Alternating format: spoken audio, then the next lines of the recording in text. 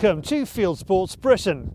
Coming up, how do you secure shooting ground? Mark Gilchrist finds out.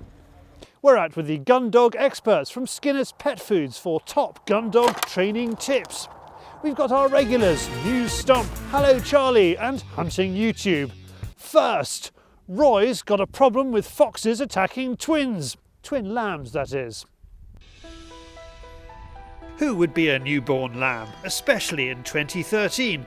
They might be surviving Schmallenberg virus a bit better, but it's bitter spring weather and they're having to dodge the local predators who are equally cold and probably equally hungry. And who would be a farmer? They can't get onto the fields because they're too wet, and we've now reminded them about how vulnerable their lambs are. Well, help is at hand. With Roy, who is a wolf in sheep's clothing. Or is that just large clothing? He won't like me for that one. He's been asked by a farmer friend to try and reduce his losses. The shepherd has split the ewes into those having single young from those carrying twins and triplets. So if you were a fox, which ewes would you choose? Quite right. Mum has a chance of protecting one, but not two or three. We were up here last night and we managed to account for a dog and a vixen on two separate fields where the ewes are. But when we were up here last night, we saw a lot more foxes. Unfortunately, the foxes that are here are pretty lamp shy, so we've come up with a night vision kit. I've got Darren on the rifle, so he's going to be taking the first couple of shots. And what we're going to do is I'm going to be working the cooler. We've got the electronic cooler and the mouth cooler, and we're just going to see what results we can get. So fingers crossed we can get on top of these foxes before they cause any more problems. The North Downs of southern England are pretty exposed, and we placed the electronic call 100 yards in front of the Argo. We're hoping it'll fight the swirling wind and bring in the foxes Roy spotted last night. Even though we've got two foxes about a couple of 100 yards away, they're quite used to the shepherd coming round here, so I'm hoping that with the squeaker they might come back. We called them in last night with this whistle, and if I start calling on it, the chances are, because they heard it last night and came in when we shot the other fox, three of them came in at the same time, chances are those two will clear off, so we'll drop the squeaker here, back off, and then see if we can get them to come in. The call works hard and Roy tries on the whistle as well, but he thinks these foxes need to be intercepted, and that means getting here before dark and waiting in ambush. The lamb is out there. I've also put the vixen that we shot the other night just to the side, just in case that entices the foxes to come in. The scent wafting through just might attract another fox anyway. So darkness is rapidly approaching, and I'm hoping that we get some action pretty quick so we don't have to sit out here on this hill freezing all night. And it works a treat. Here's some grainy footage thanks to a loose connection and a cheap eBay purchase, but the fox comes into the call placed out in the open. She runs, but Roy catches up with her, giving the bullet plenty of chance to get buffeted by the wind. It came in on the lamb scent and then it picked up the fox scent and unfortunately then turned tail and ran off. Now if you look at the shot, it was a little bit back, and even though I'd allowed a good 4 inches for the windage, that still wasn't quite enough. I should have allowed a little bit more. I mean, luckily we got away with it and the fox dropped, but it just goes to show with that extra distance, you really do have to be aware of the wind, because that just pulled that shot an extra inch back. If we'd been a little bit further on, then ethically, I really wouldn't have been happy with the shot. Back to tonight, and with relief, we leave the exposed uplands and head to the lower fields. As we scan, we can see foxes, but they're an educated bunch. There have been guys here shooting rabbits with a 2-2, and Roy suspects that the odd fox might have had too close a call and doesn't fancy another ballistic flyby. Eventually one sits for us, but it's on the horizon. Roy calls using all his flavours, but he or she ain't budging. It's going to mean backtracking through 6 gates and a 5-minute drive, but if Roy wants to keep the farmer happy, he needs to put in some effort. Eventually, we find our elusive fox. It's about 120 yards away, and Darren, who's on the rifle, drops it with a great shot. It has taken 2.5 hours and a mild dose of frostbite, but we have a fox. Okay, first fox in for the evening, and we've spent a couple of hours so far. It really hasn't gone overly well so far. Luckily Darren pulled off a good shot on that one, and with the first one in, It would be nice to be able to get another one or two if we can. Unfortunately, the foxes here are definitely aware of what's going on. That one came out of the field with the ewes in, came into this field and went flat in the field trying to stay out of the way. And we did a big loop, got the right side of the wind for it and came back. But as we were coming over, it spooked, ran. I just got onto the squeaker really quickly and managed to stop it. And then luckily Darren was there and managed to get the shot. So good bit of teamwork there, and hopefully it'll pay off and we'll get a few more for tonight. We do persevere for another hour, but with a Chinese takeaway beckoning, we call it a night. The frustrating thing is we know there are still foxes out there and lambs are being lost. Roy will be out again and will bring you an update next week.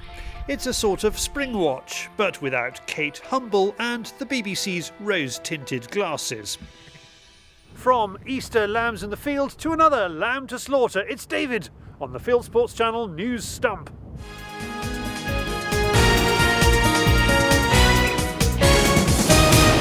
This is Fieldsports Britain News.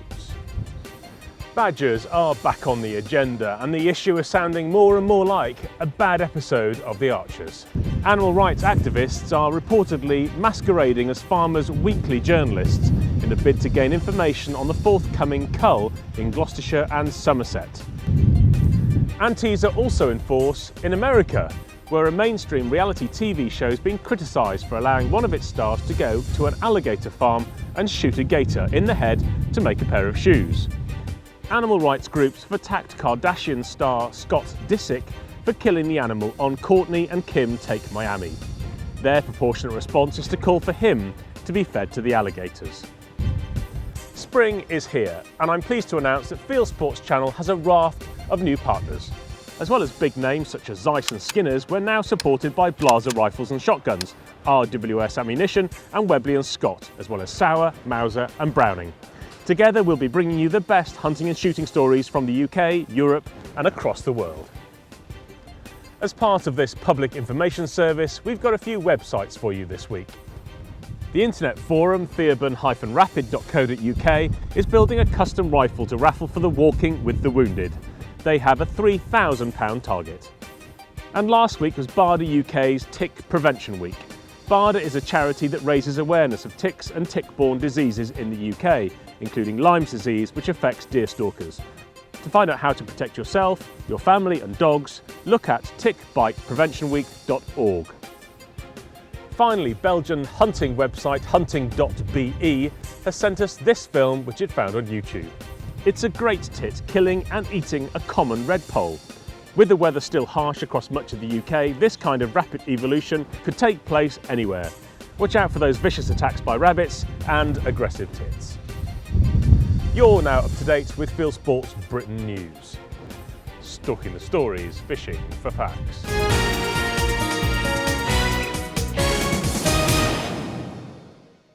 Thank you, David. Now, we've had a few entries this week for Hallo Charlie. It's quite simple. Send us a film of what you're up to this week, starting with the words Hallo Charlie.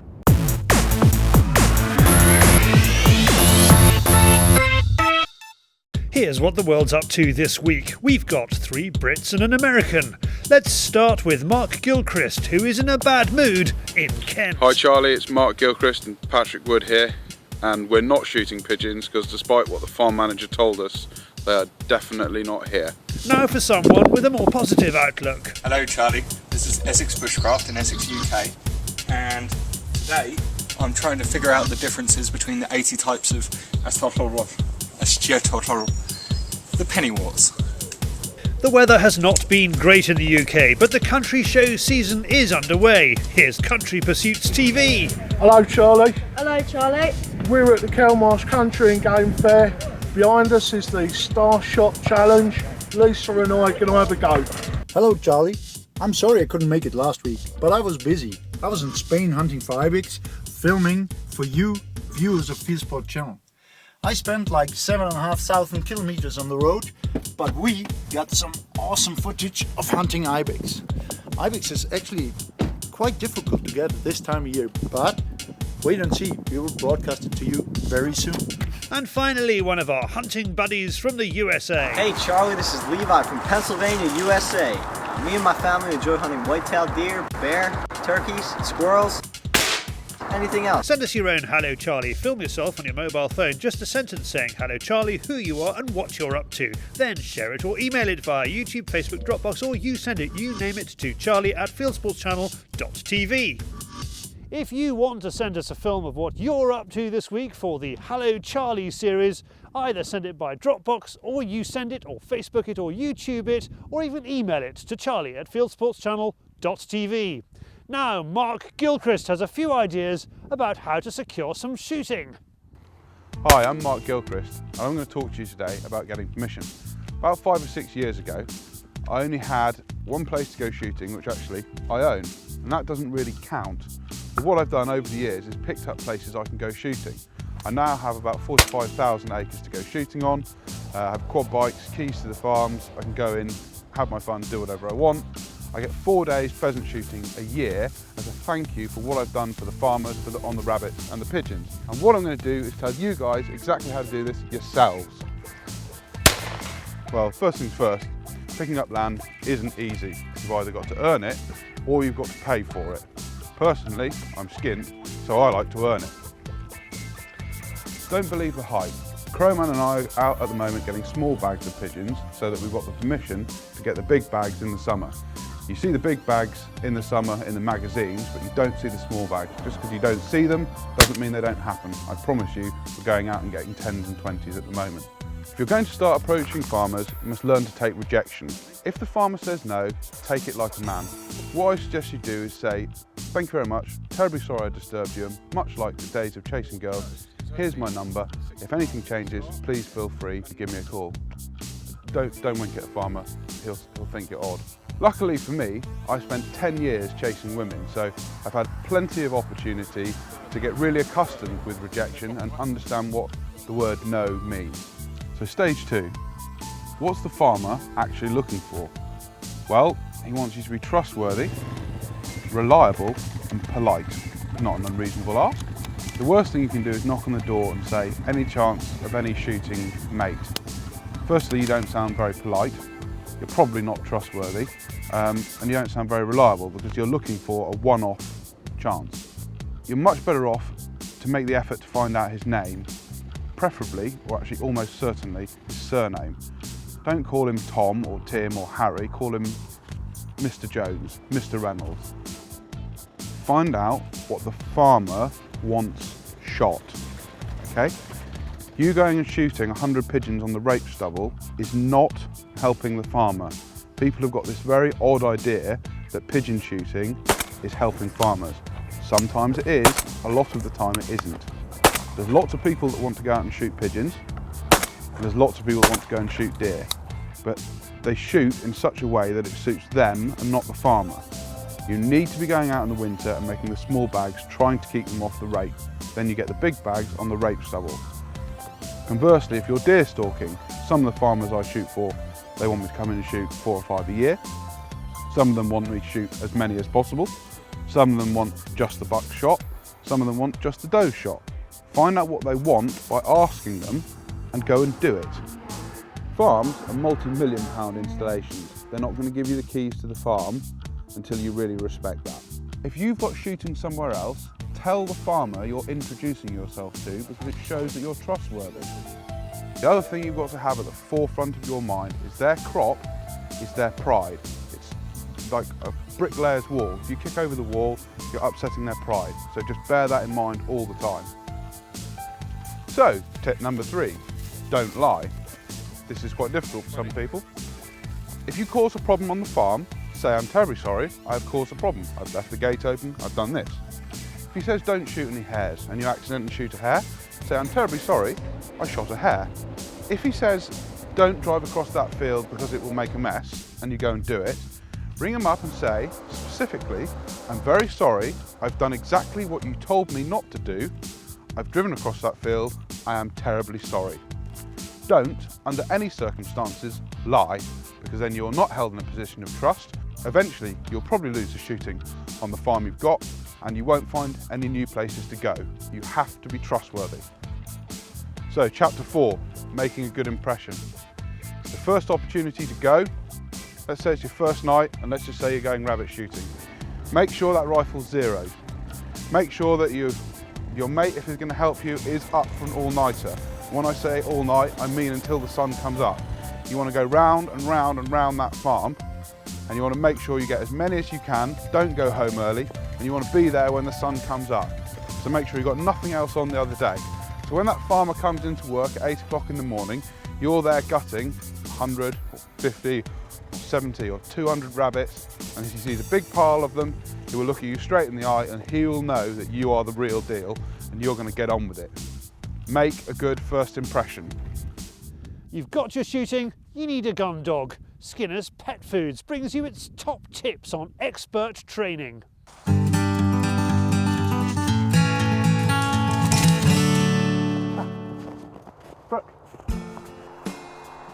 Now, top gun dog trainer Howard Kirby is going to show off a useful piece of kit for summer gun dog training. It's a device that's specially designed for teaching steadiness in your dog. First, however, you have to catch a dove, which is not easy, as Howard's helper will show. Not easy at all. There, done it. Using a pigeon or a dove in training is sort of in the intermediate stages of training. As you make a transition from dummies to live game, you're trying to ensure that your dog is sitting to the flush. Okay, so by using a planted pigeon, we can simulate that very easily and get a regular flush, contact flush with a nice sit. So sort of intermediate age. Dog would be maybe 12 to 14 months old by the time we get to that stage. What will go wrong in that training exercise? Okay, so if you haven't done your training correctly, what can go wrong is the dog rushes in and tries to chase the dove, and that's what we're there to do. So if you've done your training behind that, so all the basic training that we've done with tennis balls and dry fire situations will prepare the dog to sit to your whistle. He should be sitting to your whistle on command. And when the gun went bang, yeah, that's a signal for the dog to sit? Yeah, so we train the dogs to sit to 2 cues. The stop whistle and the bang of the gun. Whichever comes first, he should sit to. And also the flush of the bird, so it's actually 3.